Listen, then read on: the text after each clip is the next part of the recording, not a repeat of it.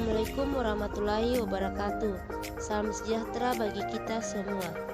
Segala puji dan syukur kita panjatkan kehadirat Tuhan Yang Maha Esa atas berkat dan karunia-Nya sehingga kita masih diberikan kesempatan untuk hidup hingga saat ini. Jadi, di sini saya akan menjelaskan tentang algoritma dan flowchart dari registrasi kuliah di Universitas Cokro Aminoto Palopo dan membuat S-Dawet, di mana penjelasan ini adalah UTS yang diberikan oleh Ibu Iin Karmila Putri SSI MSI selaku dosen mata kuliah Algoritma dan Pemrograman Terstruktur.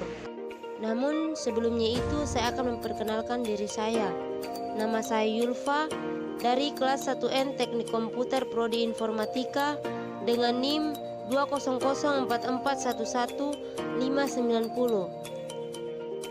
Langsung saja saya mulai. Yang pertama saya akan menjelaskan algoritma dari registrasi kuliah di Universitas Cokro Aminoto Palopo. Langkah pertama datang ke bagian pendaftaran Universitas Cokro Aminoto Palopo. Kemudian membayar formulir.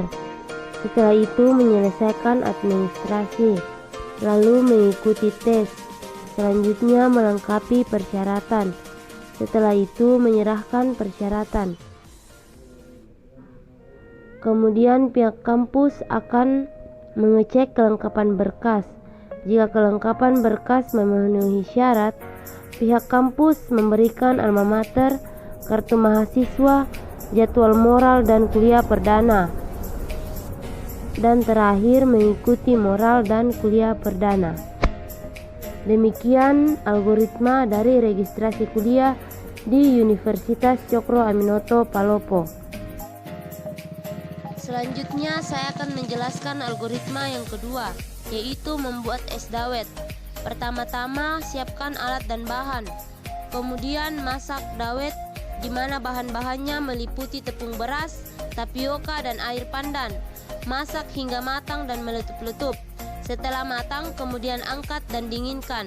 Lalu cetak dawet dengan saringan dan siapkan air di bawahnya. Di sisi lain, masak gula merah dengan air sampai mendidih. Bersamaan dengan itu, masak santan dan juga air. Kemudian, campurkan semua bahan olahan tadi, yaitu gula, santan, dan dawet.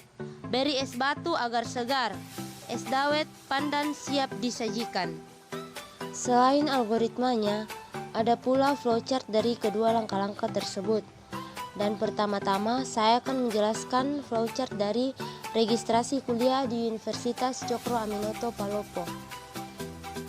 Baiklah, saya akan menjelaskan flowchart dari registrasi kuliah di Universitas Cokro Aminoto Palopo. Di langkah pertama, saya menggunakan flowchart jenis terminator yang berfungsi sebagai simbol mulai. Setelah itu, di langkah kedua, saya menggunakan flowchart jenis proses yang berbentuk seperti persegi panjang digunakan untuk menuliskan proses, menerima atau mengeluarkan data. Di langkah ketiga, saya menggunakan flowchart jenis input-output yang berbentuk seperti jajar genjang. Di langkah keempat, saya masih menggunakan flowchart jenis input-output. Di langkah kelima, saya menggunakan flowchart jenis proses. Di langkah keenam, kembali saya menggunakan flowchart jenis input-output. Di langkah ketujuh, saya menggunakan flowchart jenis proses. Pada langkah ke-8, saya menggunakan flowchart jenis kondisional atau decision yang berbentuk seperti layang-layang. Di langkah 9 dan 10, saya menggunakan flowchart jenis proses. Dan di langkah terakhir, saya kembali menggunakan flowchart jenis terminator. Dan di setiap langkah demi langkah, saya menggunakan flowchart jenis arrow yang berfungsi sebagai petunjuk arah dan proses. Demikian flowchart dari registrasi kuliah di Universitas Cokro Aminoto Palopo. Sekarang saya akan menjelaskan flowchart yang kedua, yaitu membuat S-Dawet. Baiklah, saya akan menjelaskan flowchart yang kedua atau flowchart yang terakhir, yaitu membuat S-Dawet.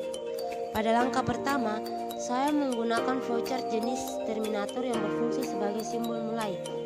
Setelah itu, di langkah kedua, saya menggunakan flowchart jenis input-output yang berbentuk seperti jajar genjang. Dan di langkah ketiga, 4, dan 5, saya menggunakan flowchart jenis proses yang berbentuk seperti persegi panjang digunakan untuk menuliskan proses menerima atau mengeluarkan data. Di langkah ke-6, saya menggunakan flowchart jenis kondisional atau decision yang berbentuk seperti layang-layang. Di langkah ke-7 dan langkah ke-8, saya menggunakan flowchart jenis proses yang berbentuk seperti persegi panjang. Dan terakhir, saya kembali menggunakan flowchart jenis terminator. Dan di setiap langkah demi langkah, saya menggunakan flowchart jenis arrow yang berfungsi sebagai petunjuk arah dan proses. Demikian flowchart dari membuat SDAWET. Itulah penjelasan dari algoritma dan flowchart registrasi kuliah di Universitas Cokro Aminoto Palopo dan membuat SDAWET. Terima kasih atas perhatiannya. Kurang dan lebihnya